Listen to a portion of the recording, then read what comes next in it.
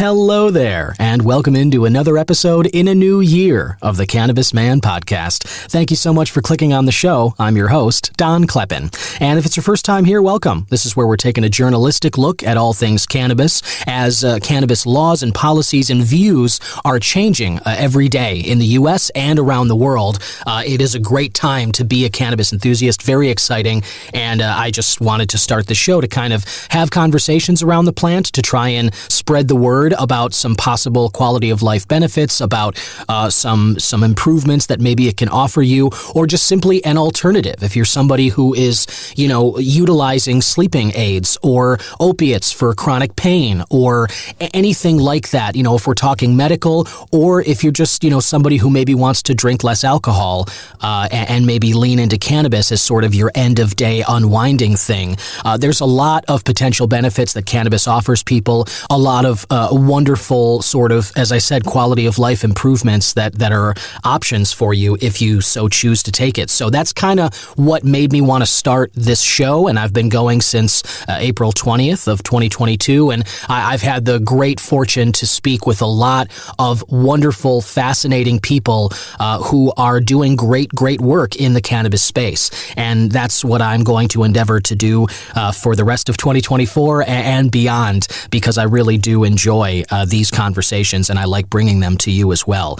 I'm also 2 days into dry January, which is a bit modified from me. I know most people think of dry January as abstaining from alcohol. I am doing that, but my big test, the hard thing for me is that it's not the alcohol that I'm giving up that's hard, it's the cannabis. I'm doing a dry January from cannabis as well, a tolerance break for 31 days, and I'm recording this January 2nd of 2024. And so I'm already 2 days into my break, and I've been a daily user for about 18 years with some breaks in between. But for the most part, I am a very heavy cannabis user. And so it's tough for me to take breaks like this. And I'll talk to you a little after the open here. Once I get into the show, I'll talk a little about what I've been experiencing and, maybe try and give you some tips onto how maybe you can get through your own tolerance break if it's something you're interested in. I also am going to adjust my shows this month. Normally, I like to tell you about the strain of the week that I'm smoking on,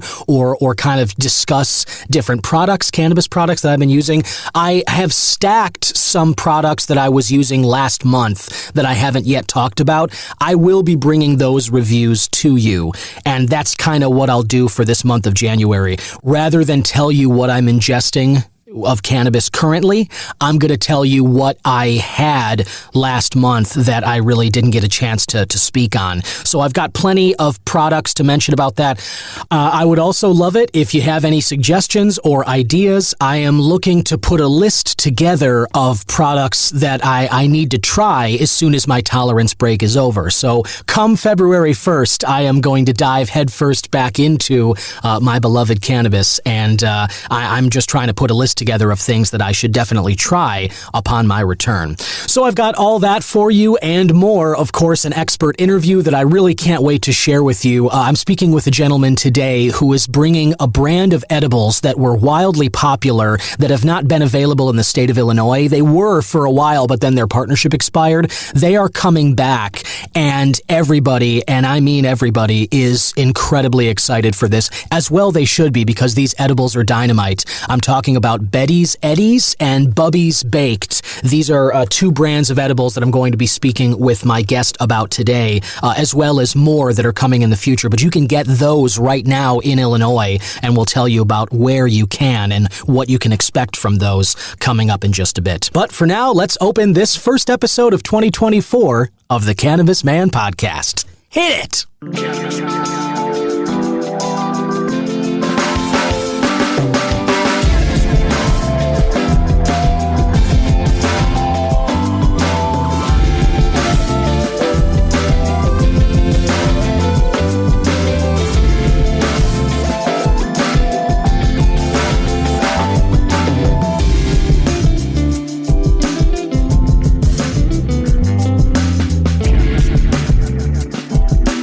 This is Tommy Chong, and you're listening to the Cannabis broadcast.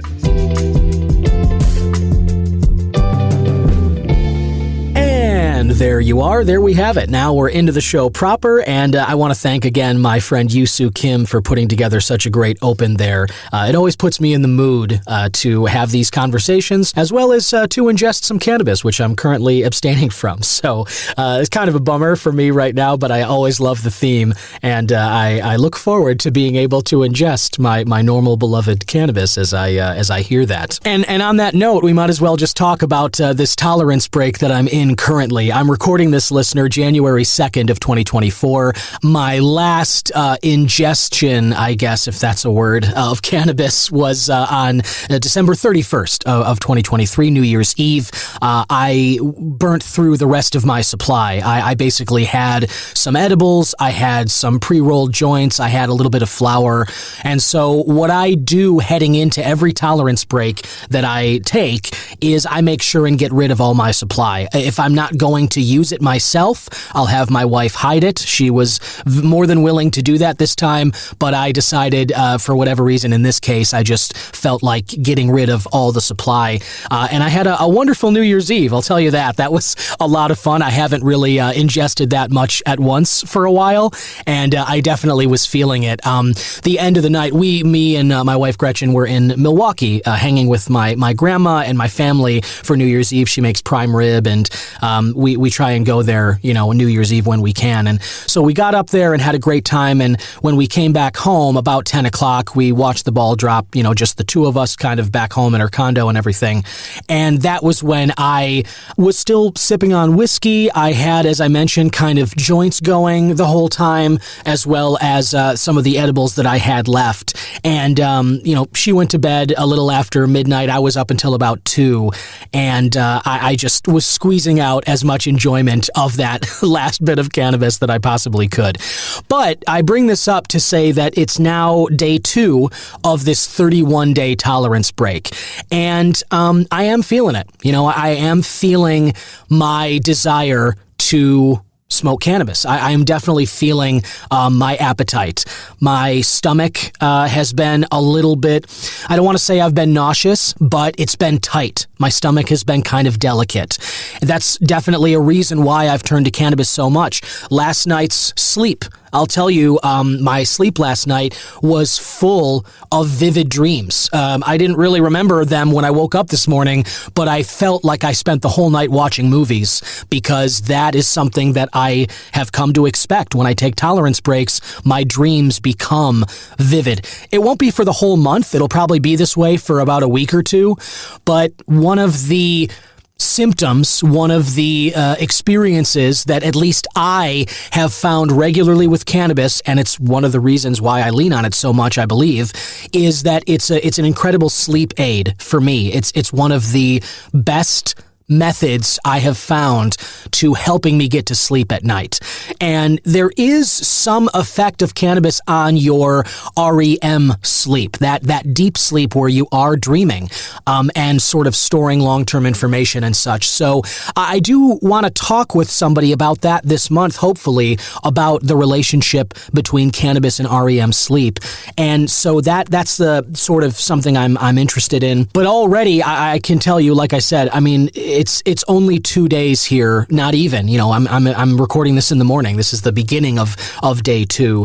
So there are moments of toughness, but I have certain things that I lean on to help me get through these tolerance breaks. Those are substitutes for the behaviors I normally do.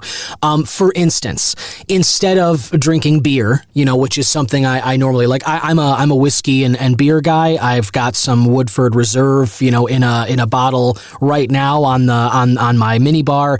But alcohol, since I've been such a heavy cannabis user, alcohol doesn't really compel me the way that it used to in my 20s. It's just not something I lean on regularly. It's not something I have on a day-to-day basis, and it's not something that I need. So it's not that hard for me to give it up for the month. And the main reason that I am doing it is because of its relationship to cannabis. And what I mean by that is, if I'm drinking, I'm smoking. That's my point here. The reason I give up alcohol for this dry month as well is that I know I will fail to go through this tolerance break if I ingest some alcohol. If I imbibe alcohol, I am likely going to then smoke some cannabis. So I find that giving up these two behaviors simultaneously is easier than just doing it one or the other. I have also added some other abstinences in this dry month. My dry January, as it's modified, includes no cannabis, no alcohol, no caffeine, so I'm not drinking coffee right now. There's no added sugars, and I have also decided to take a break from meat just to kind of throw something else onto this month here. So there's a lot that I'm giving up for this January, and it might seem, a little bit crazy, but for whatever reason, as I've mentioned, it seems easier to me to give all these things up at once. It's not necessarily the same relationship as like cannabis and alcohol, where, like I said, if I'm drinking, I'm smoking. It's not like if I'm drinking, I'm also, having coffee or ingesting added sugars at that rate. But behaviors cluster. They just do, good and bad. And I think any one of us who's gone through a bender of some bad behaviors, I think we all know what that feels like, where you maybe have an extra beer or you're drinking late into the night with your friends and somebody says, hey, I'm going to order a pizza or something. And it's way after the time you normally are done eating, but you've been drinking. So you're like, hey, you know what? Yeah, I'll have some of that pizza. That sounds great. Maybe you're halfway through a bottle of whiskey and you haven't smoked cigarettes, but one of your friends is doing it and you're like, hey, I'll take a drag of that. And it's just, there's this thing, and I believe this is true of all humans. Maybe it's not, and maybe you feel differently, but for me, I believe that behaviors cluster, and good ones do as well. And so, for an example, when my wife and I were doing this fast burn plan, when I would fast for a few days, not eating until noon and then cutting myself off by 7 or 8 p.m., after a few days of that, I found like, now I'll get up and I'll go for a walk in the morning. Or the exercise session that I was doing anyway, now it's a little more intense because I'm fixated on the mission and I feel the momentum and the wind at my back. And now I'm making better choices because I see and feel kind of that momentum. And as I said, it goes the other way too. When you're kind of spiraling downward or looking for the bottom, behaviors cluster in that way too. So I hope that explains a little of why I've decided to do this dry January this way, where I'm taking a break not just from cannabis, but also from alcohol, caffeine, added sugars, and meat. The reason I'm doing it all together at once is because in a weird way, I actually feel it's easier to do that than it is just giving up cannabis. So I'm sticking with this. I'm going to try and go through the month of January abstaining from all these things. In addition to these podcast episodes, I'm going to be giving some updates daily on this Wisdom app. You can download it wherever you get apps. If you're an Android or Apple user, I believe there's a website as well. And I just go on this Wisdom app. It's just my name, Don Kleppen, and you can find me doing talks on there. And I'll do a check-in in the mornings throughout January to kind of just let you know how I'm feeling, what the struggle is today, and how I'm sort of dealing with it, what it is that I'm using to help me get through that. And I hope that maybe that'll help you if you're interested in taking a tolerance break one day, or if you're just curious about how it can go. Hopefully this will be a little bit of a guide for you. And on that note, instead of coffee, like I said, as you know, if you've listened to the show for a while, listener, you know that I'm a big fan of cannabis and coffee. I love starting my mornings with that hippie speedball, as some people like to call it, a little bit of caffeinabis, if you like. I like to smoke a sativa and sip on some coffee and kind of get my day going that way. But since I'm in the dry month, I am using something as a coffee substitute that's called tea chino. And it's basically tea, plant-based, dandelion or turmeric or whatever, but it's dark tea, and a lot of it has a taste that's similar to coffee. And so I am using this in the mornings. It tastes close enough to coffee where there's a moment where it like tricks my brain, where I'm thinking that I am drinking coffee, even though I'm not, and even though this is caffeine-free. it still kind of holds the routine. And I find that sort of substitute, those are exactly the kinds of things that can help you really get through a period of abstinence like this. It's crucial to find substitutes for the substances that you're normally taking in. So, cheers, and if you're interested, I will link some of these Ticino products in the description of this episode. Not a paid endorsement. I'm not at all affiliated with them, but it is a product that I use when I'm taking a caffeine break like this. Cheers.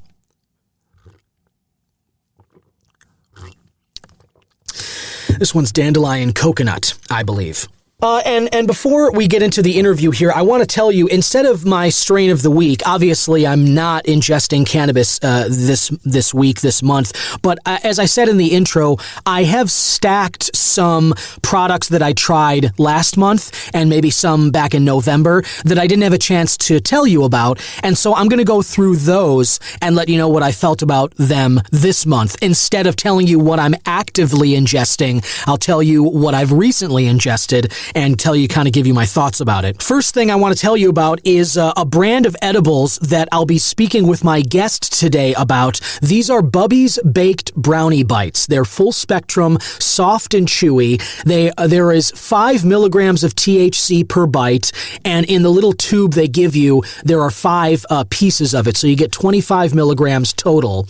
And this batch was created on August 28th of last year, tested in September, packaged September 12th of 2023. And then they list the cannabinoids. There's THC9, there's THCA, CBDA, CBG, CBN. There's different cannabinoids in here, as well as the nutrition label on the back. But I wanted to tell you about these because I loved these brownie bites.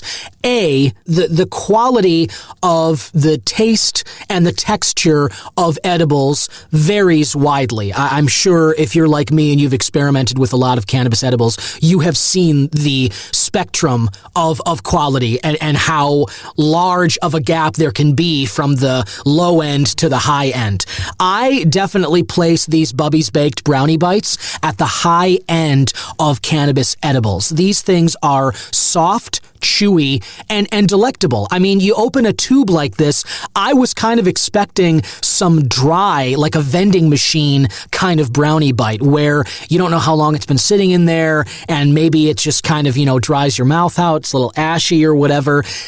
I could not have been more wrong. These were completely, when I popped open the top of the tube, and I'll take a little picture of this thing to share it with the show as well, but when I popped the top open, it smelled like a bakery in my kitchen. It smelled like brownies were just made, and my wife makes brownies all the time, so that smell, I'm very familiar with it. It's always in the kitchen, and when I popped this tube open, it was like she had just baked a batch of brownies. So, and I'm not exaggerating, like you got to try these for yourself and you'll see what I'm talking about. And the good news is you can find these now at dispensaries across Illinois. You'll hear more about that in my interview coming up in a bit in this episode. But these Bubby's Baked Brownie Bites, these are fantastic. I did get to try their blueberry muffin bites. I wasn't as crazy about those, but these brownie bites are winners. Absolutely. And I will also tell you about the Betty's Eddies chews that I got to try. I'll talk about those next week. One other product that I tried last month, I grabbed one of these glass jars from Legacy Cannabis, and they have a Days Off brand of pre-rolls, D-A-Z-E off. I really like these for the most part. I enjoy these pre-roll joints. The price point is normally very good. You can get like 12 for like $40 at your Sunnyside or whatever. But I gotta say, these Days Off, these party favors, and this particular brand was Health and Wellness. That's the name of these Days Off pre-rolls. I was not a fan of these. I want to tell you definitively, normally I like Days Off pre-roll joints. I think the price point is good. I like the size of the pre-rolls, and I'll normally get these things all the time. However, This jar did not do the trick for me. I just was not a fan of it. It tasted dry. The symptoms that I got from them, I really didn't notice much feeling.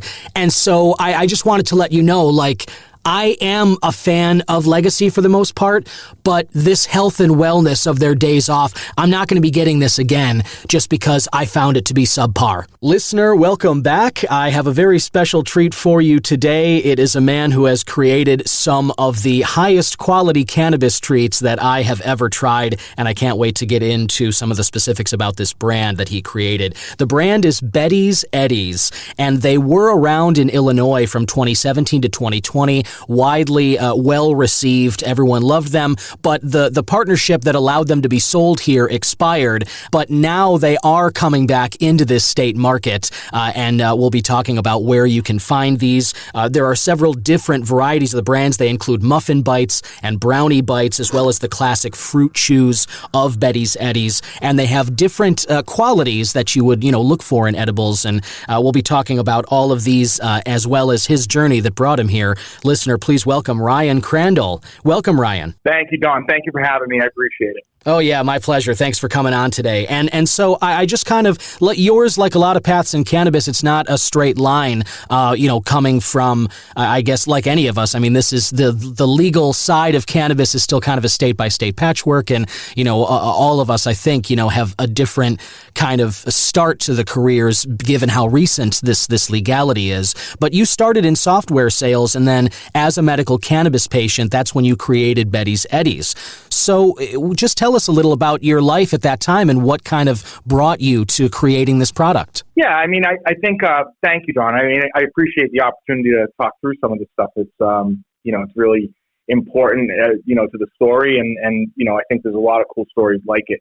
It's not just my story, right? It's, there's an us to this. There's a group that gets larger every day that creates the success that is Betty's and Nature's Heritage and Bubby's Baked and all of our brands. But the start for me specifically was, I was passionate about cannabis from an early age. I realized that it helped me immensely on the medical side of my life with sleep and with anxiety and certain things. So I always knew there were health benefits. And I think what really started to happen about 10, 12 years ago was we realized, hey, let's get these health benefits. Let's start to put it into a product set that is consistent, that is high quality, that's made with great ingredients, that has, really, a great set of, differentiators versus what we saw of other products in the market. And we felt as though consumers deserved better products than what they were getting. So that was the start of Betty's, right? That was really the start was, creating products that we felt were differentiated. It started with fruit chews, right? And once MariMed brought in Betty's as a owned entity, I came in about a year, a couple months later, actually. And our team here has been responsible for growing Betty's into, a really, really strong brand in every market that it participates, if not the leading brand in every market that participates. We didn't just kind of sit on our heels and do nothing while that happened. We've generated, other brands, in addition to Betty's that are equally as well received, in their respective categories. So, we've got Nature's Heritage for flower that's in Mass and Maryland, soon to be Delaware and Illinois. We've got Bubby's Baked, which are these, you mentioned them, but it's hot chocolate. There's brownie bites and cookie bites, and really think soft baked confections. And then, we've got a brand called Vibations that's, think liquid IV meets cannabis. It's all about hydration in a portable drink mix.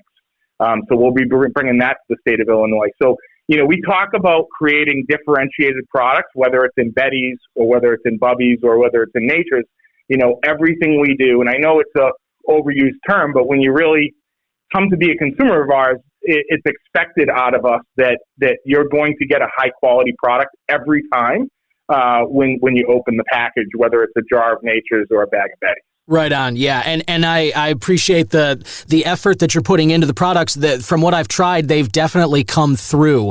You mentioned the focus on high quality and great tasting ingredients, and the approach. Something that I think is really cool about what you guys are doing. You mentioned that it's sort of your R&D team's approach is to create edibles that would do well as non-infused treats, and I think that approach is so it's critical because we can all suss out good quality from bad, and especially in the cannabis industry, I think we've all had experience with edibles that maybe were homemade back in the day before any of this was legal, and stuff that even when it was on store shelves, maybe the attention to quality wasn't necessarily there. So your approach at Betty's Eddies and what MariMed's doing with your other brands as well, from what I've tried here, and again, I've gotten to try these brownie bites as well as the fruit chews for the Ache-Away Eddies and the bedtime, and I was just blown away by these. The brownie bites in particular, I mean, I've got a wicked sweet tooth, and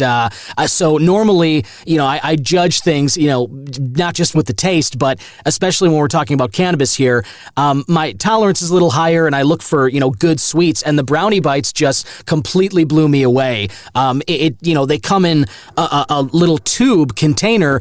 I wouldn't have expected them to be as fresh and as moist as they are, but they're a delicious dessert, just as they are. And then I felt fantastic from the 5 milligrams of THC about, 20, 30 minutes later. And it was just a nice kind of vibe into the evening. So I think the approach you guys are taking is coming through with the products.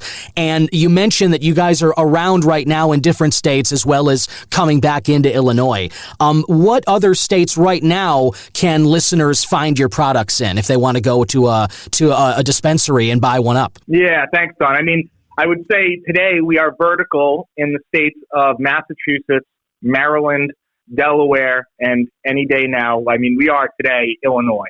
Right on. So it's 4 states today. We also license our products to be made in Puerto Rico as well as the state of Rhode Island. And so that's where you can find Betty's, Vibations, Bubby's Baked across that line of states and regions. And just to dovetail on that, we'll be adding Missouri at the end of Q1 this year, rough and tough. And, we do actually have, product locators on each one of the brand websites. So whether that's Betty's or Bubby's or Nature's Heritage, that, we do update multiple times a week based on where our orders are going. And so that's a pretty up-to-date store locator on where our products can be found in real time. Great. Okay, cool. So listener, if you're interested in this, you can just, type Betty's Eddies into a search bar, BETTYS, and then Eddies, EDDIES, or any of the other brands like Bubby's Baked that we just mentioned, Vibations, and that way it'll take you to those individual websites to find the store locator that Ryan was just mentioning there. Seems like a real-time locator for product, I think, is appreciated, especially now with cannabis. Speaking just about Betty's Eddies, I wanted to say again, the fruit chews are a little different. Like I was talking about the brownie bites before, which are delicious. These fruit chews remind me of the taffies that I grew up with. They taste just like candy from, the store, that my grandma would always keep around for the holidays, or that you're leaving some restaurant and they're in the candy bowl. And it was just kind of, a nice treat on the back end of your meal. These taste and feel like that quality's there, but then you also get the benefits of the infusion, for instance, the Ache-Away Eddies. I took these yesterday, had a holiday party for work. My wife and I went. I imbibed some alcohol, which I don't really do much anymore, and I woke up yesterday not feeling my best. So I took one of these Ache-Away Eddies before work, and my hangover, my headache, and all the other unpleasant symptoms were completely gone in half an hour. And I just drank some water, and I went on to have a perfectly fine work day. Not great. Work days are, my expectations of a work day are low, but they were exceeded thanks to this Ache-Away Eddies. So I'm blown away by not just the quality and the texture of the product, but then the symptoms. I wasn't drawn down too deeply, I couldn't function, but what I wanted, which was to be free of the pain and the negativity of this hangover, that was wiped away by the Ache-Away. So I think you've done a great job here. Oh, man, that makes me so happy to hear, Don. I mean, I would say, we take a lot of pride. So when we talk about making products, you hit on it earlier, we talk about the best recipes known to man, currently reside in CPG, and whether that's organic food stores or the large, retailers in supermarkets, those are the best mass-produced recipes that people know today. And those are the competition for us. And mom's home-cooked things are competition. We want to be the best taste, right? And then we add the cannabis and we figure that out, right? But it doesn't just stop at taste. It really goes to effect, right? We are cannabis people. We understand what cannabis users are looking for. We understand what non-cannabis users are looking for. We understand those needs very, very well. And, we understand that sometimes when people, consume cannabis, they want energy. And sometimes they want to sleep. And there's sometimes that they're using it for stress relief. So how do we, as product creation, engines, how do we create the products that are going to best apply to what people's need states are?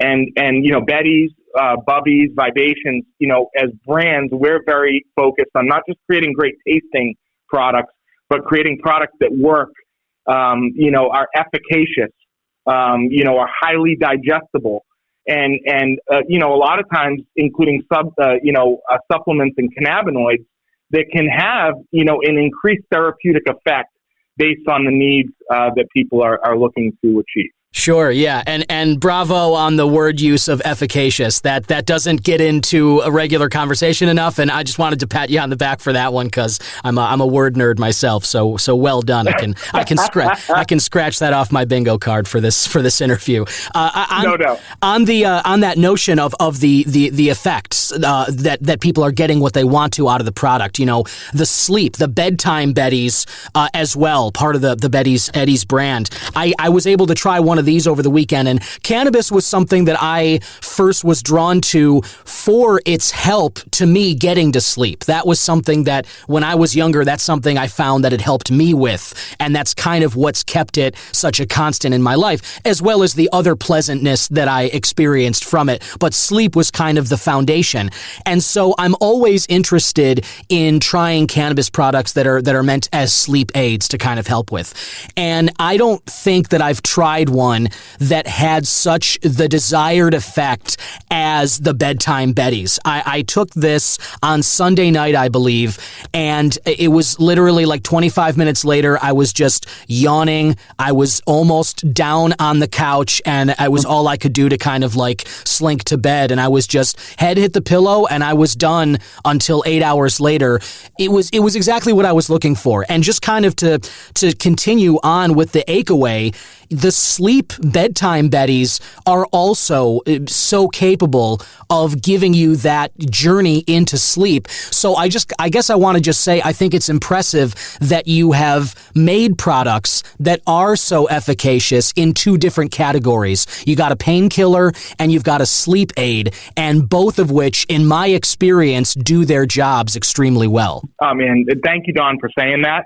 And I think, not to toot our own horn too much, but that's why we are top sellers in each one of the markets that we participate. We are passionate as a company about our brands and our products and the quality. It's very easy to make a statement about quality or, how good your products are, how good the packaging is.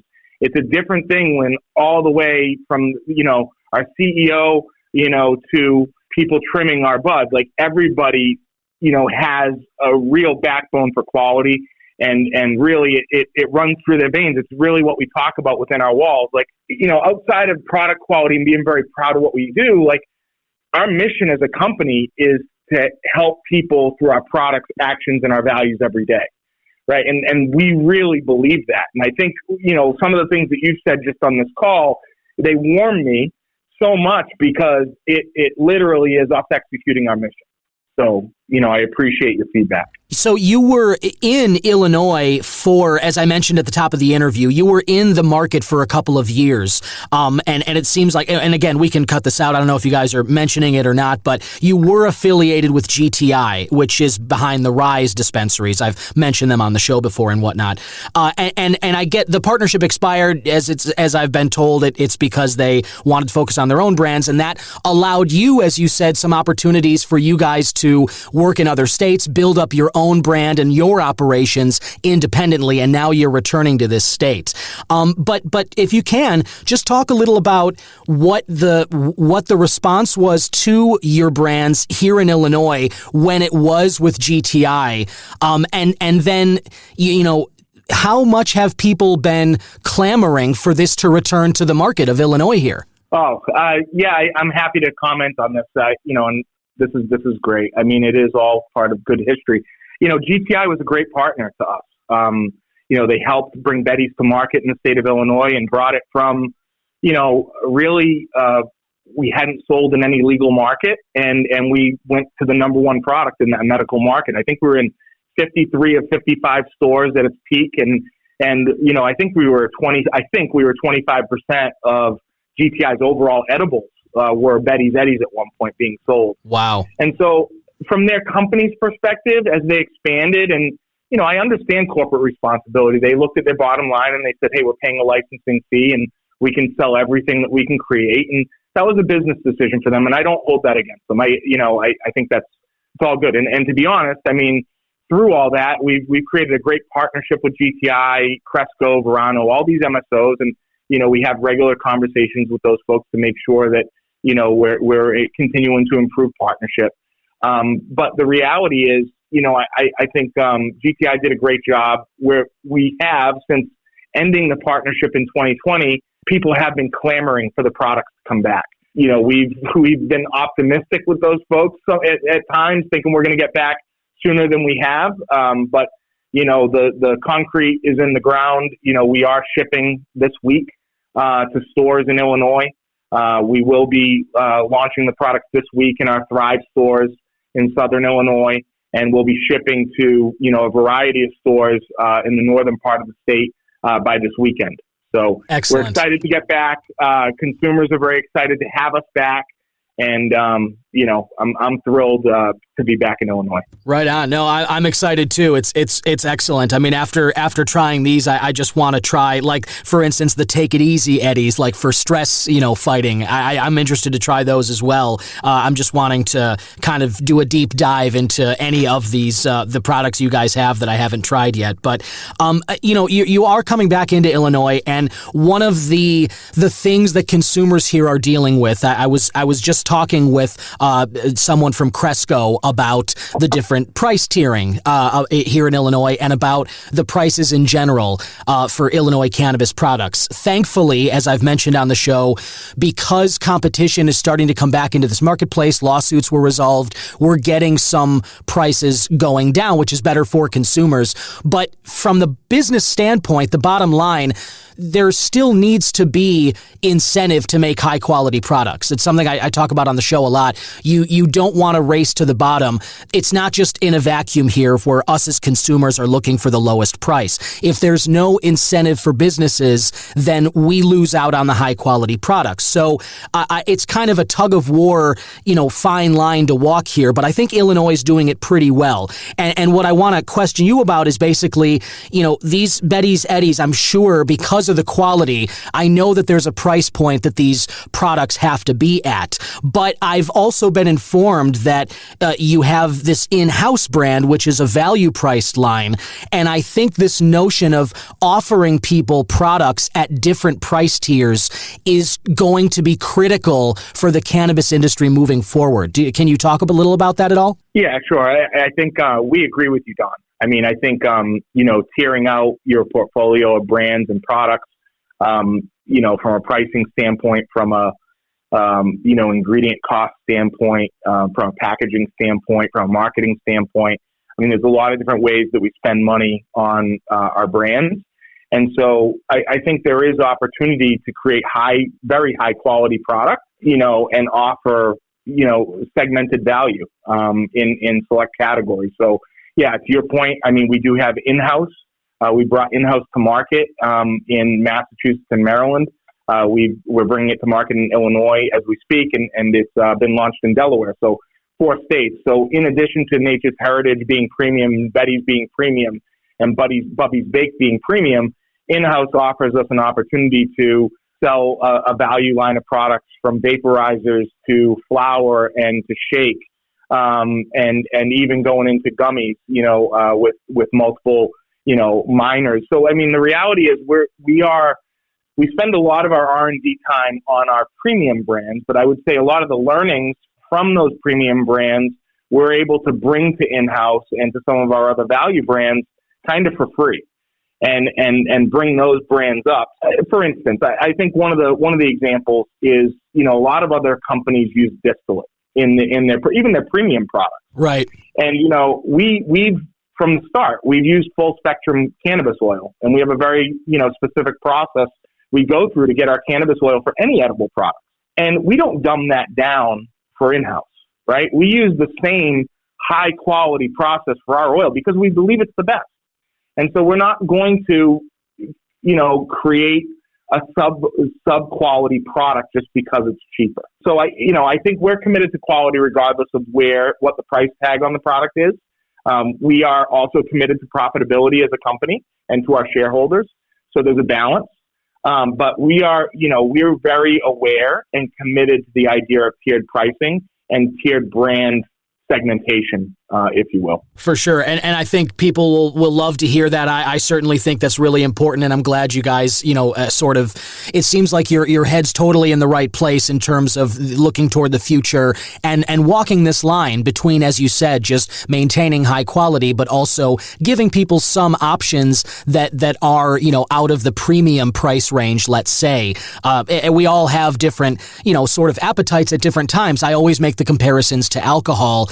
Sometimes you feel like a nice bottle of champagne to celebrate something or whatever, and other times you're just looking for a 30 rack of High Life Light or something to get through a weekend or a block party. So it just depends on what you're looking for at any given time. I think it's really cool that you guys have these different brands and now establishing these different value tiers to kind of help out. Coming back into the market of Illinois, all states are different. We have this fun patchwork of legal laws for cannabis here in the U.S. Until, it's federally decriminalized or, rescheduled, which again, hopefully is sometime in the near future. But in the meanwhile, every state is like its own island with different cannabis laws. What are some of the pros and cons, let's say, that of operating in Illinois versus some of the other states that you operate in, like you mentioned, Massachusetts and Maryland and Delaware and such? One of the things that just came to mind as you said that was delivery. I think delivery is a place that I'd love to see. I think you had a podcast recently that you talked a little bit about delivery law in Illinois. Yeah, right. Hopefully coming soon. Yeah, I know. You're the first place I had actually heard that it's coming soon. So I was kind of excited about that. Yeah. I think delivery law is a place that would be great. I don't know what the law is on drive-through. I think I've been told different things, but I'd like to see, drive-through. We'd like to see drive-through. We'd like to see delivery.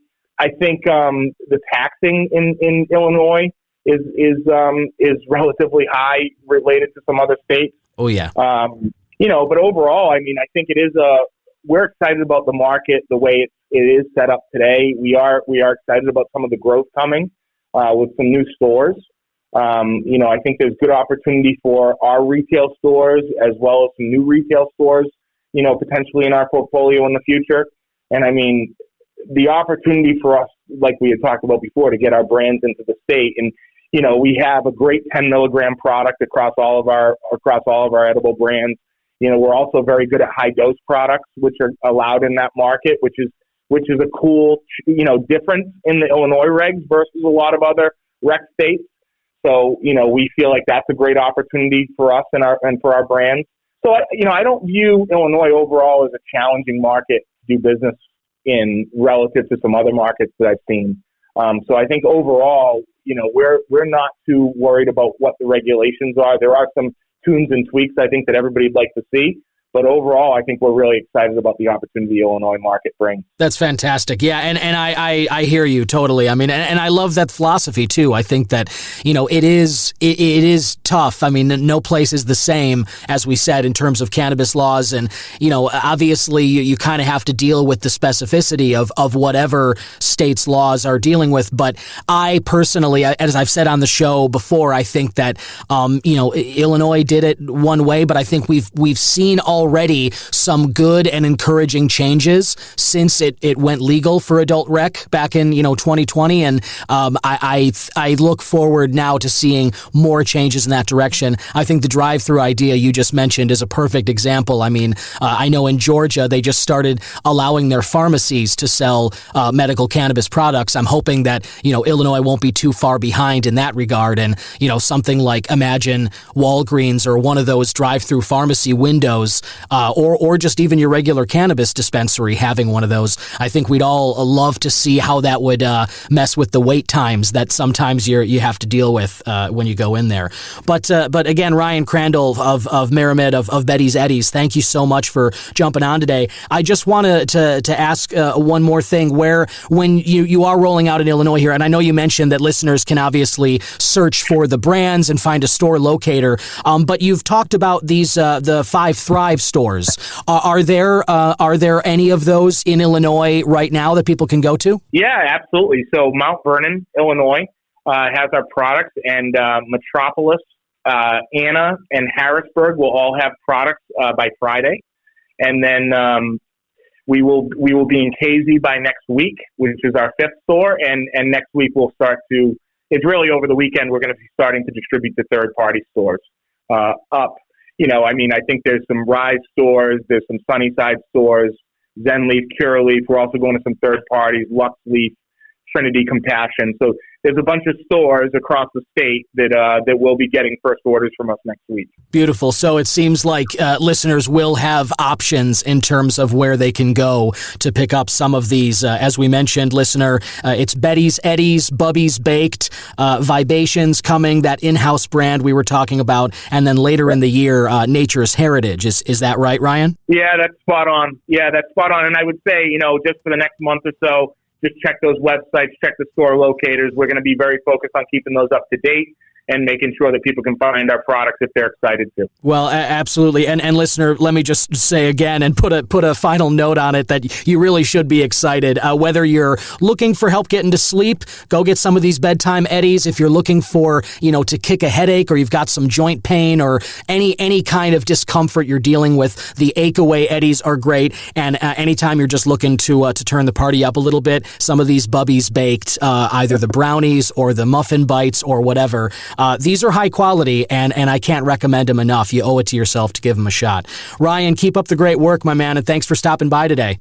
Thank you very much for having me, Don, and have a great end of the year around the holidays and New Year. Thank you. You as well. Cheers. There you have it, listener. I want to thank one more time my guest, Ryan Crandall, for stopping by today. All of those brands we were talking about are now under the Merrimed umbrella, but you can check out those individual brands and head to their websites and check out the store locators if you're interested in picking up some of those products, which, as we were mentioning, are now available in Illinois, as well as the other states that Ryan talked about. And I wanted to give you a little bit of an update. I'm recording this segment January 4th, so this is Thursday of this week, day 4 of my dry January, and with the tolerance break and all that. On Tuesday, after I recorded the beginning part of this episode, I went to work and I had a normal rest of my day, and Tuesday so far was absolutely the worst day in terms of my symptoms of withdrawal from these substances, caffeine, cannabis, sugar, alcohol, and no meats. I'm really feeling the caffeine withdrawal more than anything.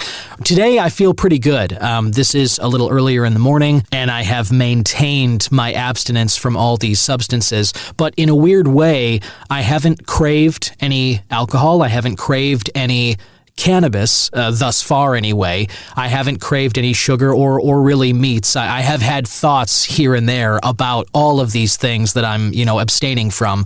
But the one so far that I have felt the most strongly is caffeine. That's something I was telling a coworker of mine yesterday, that I'm just so fascinated when I do these tolerance breaks. I'm not somebody that has a ton of caffeine. I usually have a cup of coffee in the morning, like I talk about here on the podcast. I might have another cup throughout the rest of the day, but I usually cut myself off around noon or 2 o'clock at the latest, and I don't really do energy drinks anymore or have any other additions of caffeine throughout my day. So I kind of thought of myself as someone who didn't really lean on it too heavily. 1 or 2 cups of coffee a day seems pretty tame. But I got to tell you, Tuesday was pretty brutal. I had a headache that I just could not shake. There was nothing I could do. I took extra strength Tylenol. I meditated. I did my exercising and cold showers, everything that I normally do to be able to shake a headache. And this headache persisted. And it was honestly kind of brutal. Yesterday, I had a lot of brain fog. I have been a little bit lower energy. A workout took a lot out of me yesterday that normally wouldn't take so much out. And, I've also not had much of an appetite the last few days. That could be related to cannabis as well as the caffeine. One of the failures of my doing these all at once, it's not very scientific. I can't tell which substances are responsible for which symptoms. By giving all of these up at once, as I just said, I don't know if my nausea or lack of appetite, rather, I don't know if that's from lack of caffeine or lack of cannabis. There's no way for me to know that because I'm giving them up both simultaneously. That being said, I'm fairly confident the caffeine withdrawal was responsible for the headache and the brain fog. As I said, the appetite could go either way, but it has been a little tough these last few days. But I gotta say, I woke up this morning feeling pretty good. Not as intensely vivid dreams last night as I had Monday and Tuesday night. I did still have them. I still remember bits and pieces, but it wasn't as intense as the first 2 nights, and I expect that the symptoms of my withdrawal from these things are going to lessen as these next few days go on. And right now, as I said, I'm feeling pretty good, and I think that hopefully by tomorrow, Saturday at the latest, I should be free and clear of these withdrawal symptoms. And then it's just a matter of, as I talk about too, when you're doing these dry months or if you're doing a tolerance break, something that helps me a lot is to lean on hobbies. Whether you've been thinking of picking up something new, that can be learning a new skill, learning a language, just refining your abilities already at something that you're good at but you want to be better at. Whatever these things are to you, if you've wanted to start a garden, if maybe you wanted to start growing a cannabis plant, maybe you wanted to take a course, online at your local community college to learn more about cannabis or start some kind of business, this is a great opportunity for you to do that. Or maybe something like an exercise regimen or anything else that you've been thinking that you wanted to do, but maybe you didn't feel like you had the time or the motivation or the energy. One of the great opportunities of doing dry months or tolerance breaks like this is that when I'm really feeling the urge to smoke, or when I'm really feeling the urge to use cannabis, and I know that I can't, that then becomes an opportunity for me to turn my brain onto something else, to say, hey, I want to do that. I can't do that right now. So what else can I do with this time? Instead of sitting here bored, thinking about how much I just desperately want to use cannabis. Use the opportunity to do some other activities you've been thinking about doing. Another thing that can be helpful is to keep in mind why you're doing this in the first place. If you wanted to take a tea break because you wanted to be more productive or just simply lower your tolerance or save some money, think about the money that you're saving by not going out and spending that money on cannabis. In fact, actually save that money. That's a habit that I know some other people who do tolerance breaks, they'll actually put the money aside that they normally would spend on their cannabis products.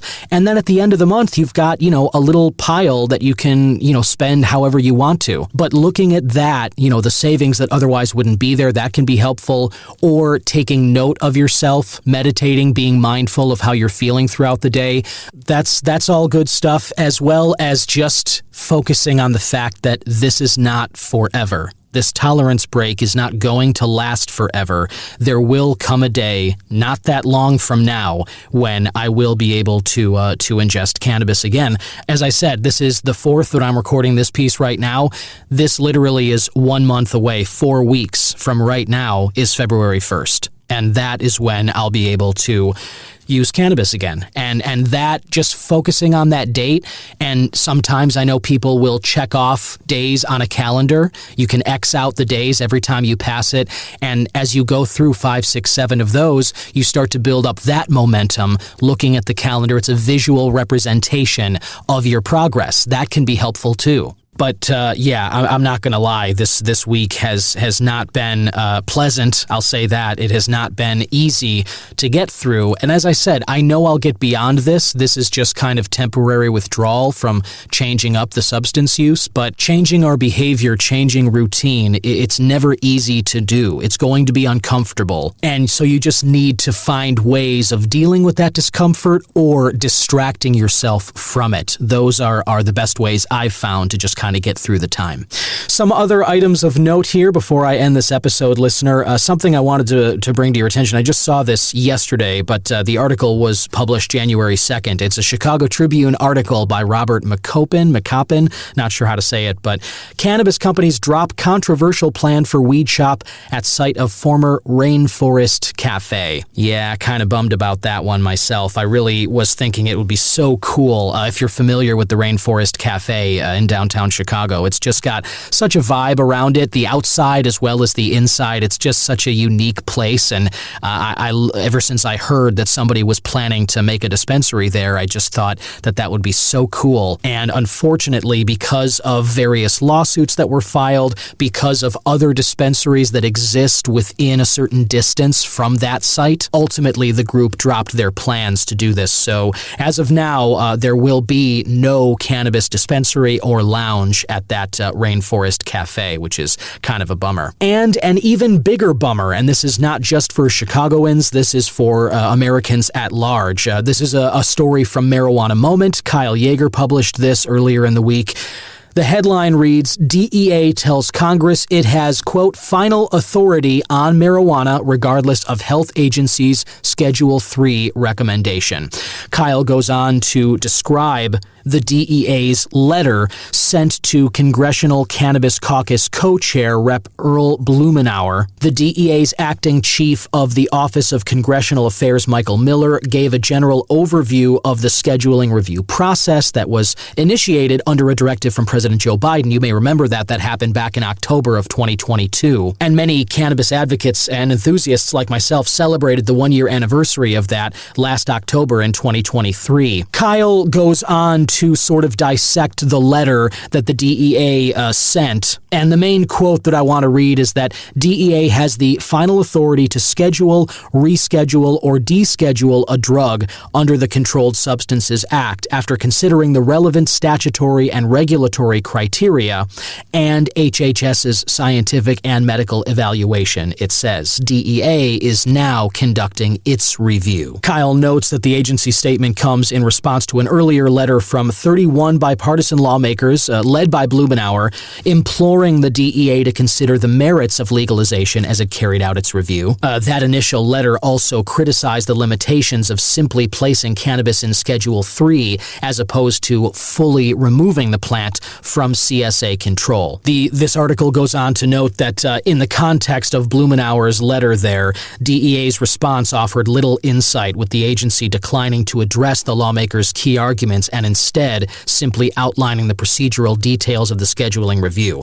What Kyle is saying here is absolutely correct. What happened is that not only did Blumenauer and these lawmakers send a letter to the DEA imploring them to move fast and act on HHS's recommendation to reschedule this to Schedule 3, also last month, governors, bipartisan governors, I think 6 of them, sent letters to the DEA and President Biden to decriminalize cannabis before the end of last year. Obviously, that has not happened. But the point being is that there are many lawmakers, there are many politicians here who are attempting to continue to drive this momentum, this pro-cannabis momentum forward here.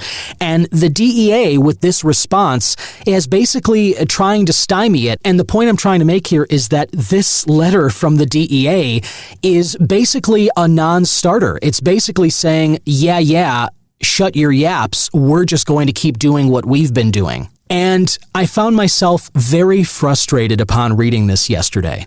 Here's the thing.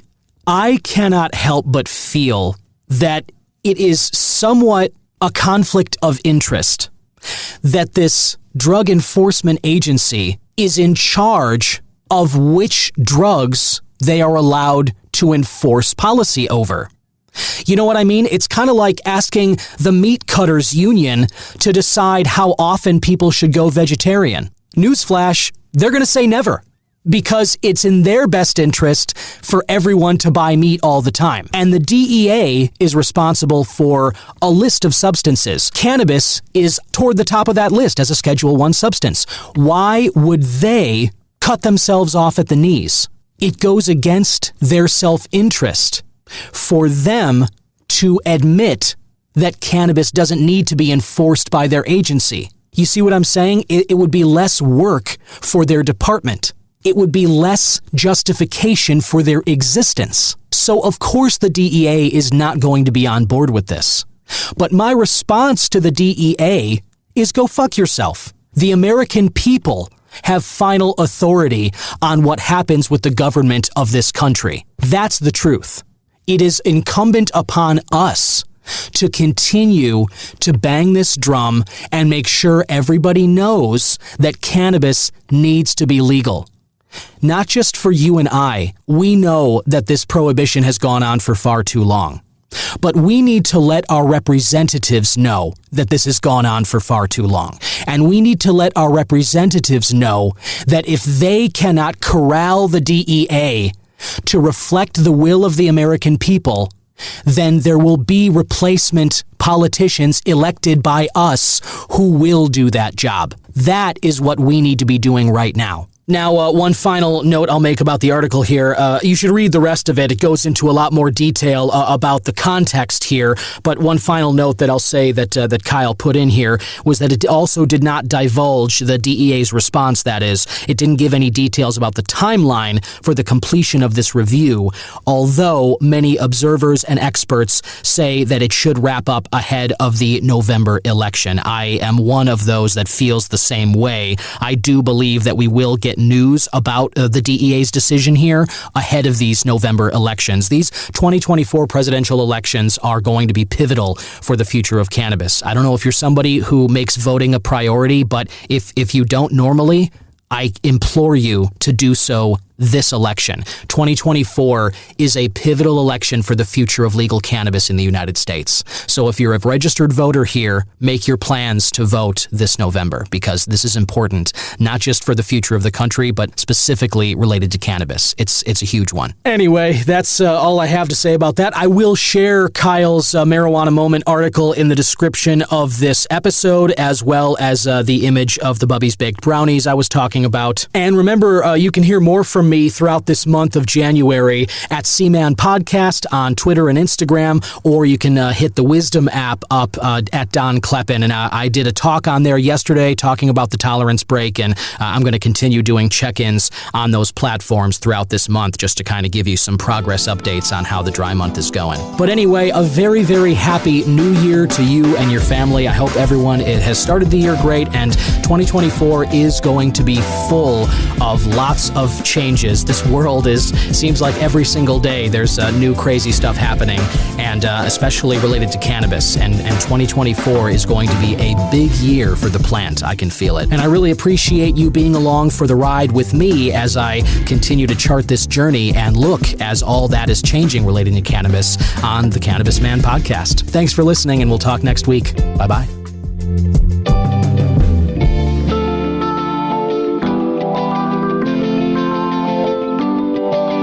Cannabis Man is 100% originally crafted by myself, Don Kleppen. Original theme music written and composed by Yusu Kim, aka Good Son.